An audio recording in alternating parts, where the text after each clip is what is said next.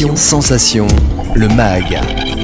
Bonjour à tous, bienvenue sur Sensation en association avec TV78. Le 5 juin dernier, la première édition du label Artisan du Tourisme a été inaugurée par la Chambre des métiers de l'artisanat d'Île-de-France et le département des Yvelines. Pour en parler avec nous, je suis aujourd'hui avec Joséphine Coleman-Berger. Vous êtes vice-présidente des Yvelines, déléguée à la culture et au tourisme. Bonjour. Bonjour. Alors 2023 marque donc la première édition du label Artisan du Tourisme. On va justement revenir un petit peu sur ses objectifs. Mais avant ça, pourquoi un label Artisan du Tourisme maintenant ? Alors, je ne vais pas vous dire qu'on a découvert tout à coup qu'on avait des artisans de grande qualité sur le département, mais c'est vrai que le fait est que depuis quelques années, avec le développement du tourisme, on s'est rendu compte qu'il fallait aller au-devant de tous ces artistes, parce que ce sont des artistes, et on s'est dit qu'il fallait vraiment que nous ayons cette responsabilité de les valoriser, vraiment. Le label existe notamment dans les Hauts-de-Seine depuis 2019. Est-ce que ça a été une volonté d'attendre encore quelques années supplémentaires du département ? On ne s'est pas du tout attaché, je dirais, à la date de création au niveau des Hauts-de-Seine. Je crois qu'il y a une maturité pour tout, il y a des évidences à certains moments. Et puis notre territoire est beaucoup plus grand. Donc il fallait déjà qu'on ait un repérage de tous nos artisans qui étaient sur le territoire. Donc c'est peut-être ça le laps de temps, mais en même temps, on ne fait pas de compétition avec les Hauts-de-Seine. Hein.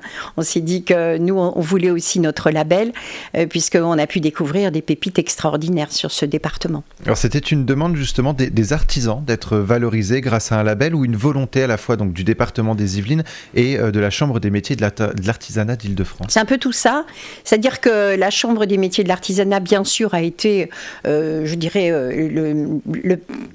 le lancement vraiment de cette collaboration, mais sans le département, ça ne pouvait pas coller, parce qu'il fallait vraiment qu'on associe ça au tourisme pour une reconnaissance à la fois médiatique, de communication, et surtout avec des critères importants. Et puis les artisans, bien sûr, vous savez, très souvent, ils sont repliés sur eux-mêmes, ils travaillent un petit peu dans des ateliers, ils ne sont pas des grands communicants, et c'était notre rôle de les accompagner pour les faire connaître. Et pour cette première édition, 33 entreprises yvelinoises ont été labellisées. Comment ont été sélectionner ces entreprises? Quelles sont les activités représentées par ce label? Alors elles sont diverses et variées, parce que vous avez aussi bien... Moi j'ai pu assister bien évidemment à cette soirée qui était fabuleusement passionnante et pleine d'émotions, parce que les artisans qui étaient présents à la fois exposaient ce qu'ils faisaient. Alors on a des choses à manger, à boire, mais aussi des œuvres artistiques dans tous les domaines. Il y a des choses qui sont faites avec du métal, des choses avec des gravures à l'or, des choses avec de carton. Enfin, c'est vraiment extraordinaire. Il faut vraiment aller voir sur notre site tous ces artistes-là. Et c'est vrai que c'était nécessaire que ce jour-là, on puisse les valoriser. Je crois qu'ils étaient presque tous présents ce jour-là pour pouvoir être accompagnés par la Chambre de commerce et le département pour pouvoir avoir ce label, qui est un label, je pense, aujourd'hui, qui a fait sens, puisque les artisans nous ont dit... Non seulement on est fiers d'avoir ce label, mais en plus, ça a été reconnu par la Chambre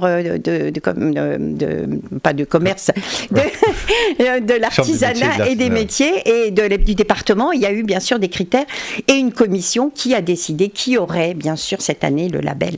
Alors justement, quels étaient les critères de sélection pour obtenir ce label ? Alors les critères, je vais vous les citer parce que ils sont très précis, parce que c'était d'abord le côté innovant, parce que c'est important qu'il y ait des innovations, des choses à découvrir. Le côté créatif, bien sûr, je vous le disais, il y a une partie artistique, mais il y a aussi quelque chose qui est important, c'est les modalités et l'accueil du public. Ça nous semble très important, parce que si on veut attirer des gens à soi, il faut aussi leur ouvrir la porte de l'atelier, et c'est ça qui est fondamental. Et puis bien sûr, valoriser les produits locaux avec lesquels ils travaillent. Alors bien sûr, quand c'est du chocolat, on se doute bien que le chocolat n'est pas dans les Yvelines, c'est plutôt le traitement. Et puis aussi des activités proposées à la clientèle. C'était important pour nous de se dire que si on allait les voir, il fallait qu'il se passe quelque chose. Et donc il y a des ateliers de découverte et de participation, par exemple à la création de parfums. Alors, parmi les critères, une importance est donnée notamment à la production locale. Donc, le label Artisan du Tourisme, c'est d'abord la valorisation d'un savoir-faire local, d'un savoir-faire yvelinois. Oui, bien sûr. Alors, c'est vrai qu'il y a des matériaux ou bien des produits qui sont vraiment issus de notre territoire. Surtout, par exemple, quand on fait des sirops à base de fruits, quand il y a des bières, parce qu'il y en a pas mal. J'ai pas tout goûté, je vous rassure. Mais en tout cas, il y a des produits vraiment qui sont sont originaires de notre terre. Et puis après, il y a le savoir-faire de ces artistes, parce que je les appelle moi des artistes et presque plus que des artisans, qui font venir aussi des choses de l'extérieur. Je vous prenais l'exemple du chocolat, mais il n'y a pas que ça. Et effectivement, là, c'est plutôt leur savoir-faire à eux, qui sont des Yvelinois purs et qui sont implantés sur l'ensemble du territoire. Et c'est ce qu'on a essayé de faire. C'est-à-dire justement cette année, pour cette première année de labellisation, et bien d'aller chercher un petit peu sur tous les territoires. Et on s'aperçoit qu'aussi bien dans l'urbain que dans le rural, on a vraiment des choses incroyables. Première année justement du label Artisan du Tourisme, il y aura d'autres années. C'est un label justement qui est amené à se renouveler tous les ans. Oh que oui. D'ailleurs, les artisans nous ont dit j'espère que l'année prochaine, vous allez recommencer. Je dis évidemment, on va recommencer. Alors, il faut savoir que le label est valable une année. Donc, ils peuvent reconcourir. C'est-à-dire que les mêmes artisans, c'est pas quelque chose qu'on a à vie. C'est pas comme le permis de conduire, par exemple. Vous voyez, quoique maintenant, avec les points, c'est plus pareil. Mais ce que je veux dire, c'est que tous les ans, il y a un nouveau défi, un nouveau challenge, et on essaye nous-mêmes, avec les services du département, qui sont d'une très grande efficacité, et avec également les offices de tourisme qui nous accompagnent, et bien de pouvoir en connaître davantage et les faire découvrir chaque année maintenant, bien sûr. Et parmi les artisans labellisés, on retrouve donc des peintres, des créateurs de bijoux, des restaurateurs de mobilier ancien ou encore torréfacteurs, apiculteurs, fromagers ou chocolatiers. C'est donc un large panel d'artisans qui ont reçu ce label. Que va leur permettre justement ce label ? Alors d'avoir une vitrine, je l'évoquais tout à l'heure, puisque notre nouvelle ligne éditoriale au niveau du département va sortir à la rentrée, et ça va effectivement donner un coup de projecteur très important auprès de ces personnes qui sont réparties sur l'ensemble du territoire, à la fois sur des endroits de passage, mais également à proximité de lieux qui sont des lieux déjà touristiques. Et ça nous permet de lier tout ça, parce que notre rôle à nous, c'est de faire une toile d'araignée avec ce qui existe déjà au niveau patrimonial, au niveau culturel, et de relier tout ça aussi à l'artisanat. En 2024, l'Île-de-France et le département des Yvelines accueillent les Jeux Olympiques et Paralympiques. Pas moins de 8 compétitions seront organisées dans les Yvelines, et notamment à Saint-Quentin-en-Yvelines, golf, BMX, VTT, cyclisme ou encore de l'équitation. Ce label va être essentiel aux artisans lors de cet événement. Je le souhaite, véritablement, je souhaite. Je pense que notre rôle est effectivement de prioriser toute cette communication et toutes ces actions, à la fois avec les bénévoles, avec les associations sportives, culturelles, autour de cet événement de 2024.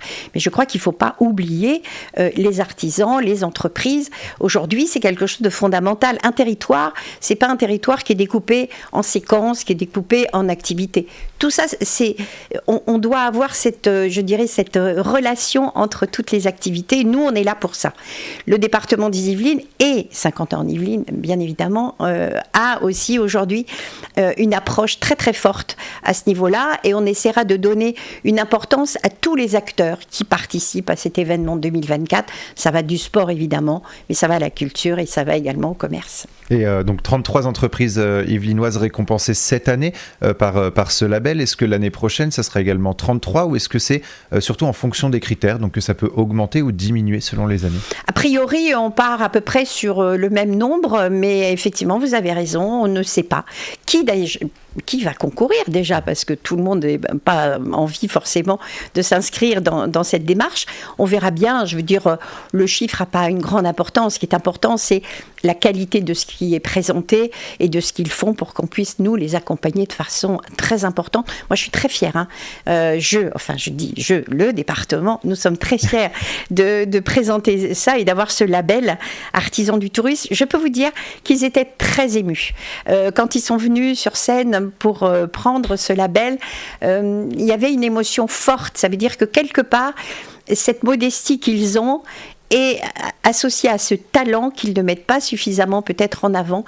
Eh bien, je pense que ça devrait leur apporter beaucoup de choses. Donc, j'en suis ravie. L'objectif finalement, pour conclure, du département des Yvelines, c'est justement d'accompagner, de valoriser ces artisans qui sont parfois un petit peu mis hors de la lumière. Oui. Hors de la lumière, mais pas volontairement, c'est un mode de fonctionnement. Voilà, ce sont des personnes d'une grande humilité, mais avec un talent incroyable. Et je me disais ce soir-là, et je le dis d'ailleurs aux auditeurs, ce qui est important, c'est peut-être de regarder les 33, de voir où ils se trouvent, et de se dire, tiens, je vais les faire cette année. Je vais aller tous les voir. Vous allez revenir avec des paniers conséquents, intéressants et des œuvres d'art magnifiques. Et rendez-vous l'année prochaine donc pour avoir des nouvelles entreprises labellisées artisans du tourisme. Merci beaucoup Joséphine Coleman-Berger d'avoir été avec nous sur Sensation. Et pour revoir ou réécouter cette émission, rendez-vous sur notre site et notre application Radio Sensation.